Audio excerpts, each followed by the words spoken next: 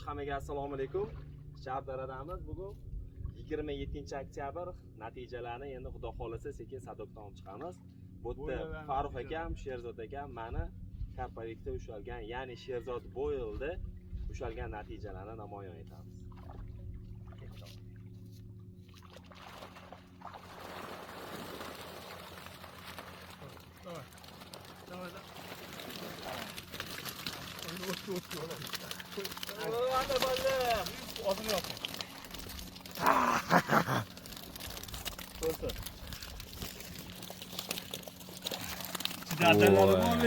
Yomon yuraverishim bo'lib ketdi. Barakasini bersa, hammaga shunaqa baliqlar pishirishib qilib qolaman deydi-yu. Nima bo'lyapti endi? Nima bo'lyapti? Bormi oriq? Zo'r.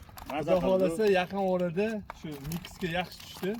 Miks bo'ylarini chiqaramiz inshaalloh.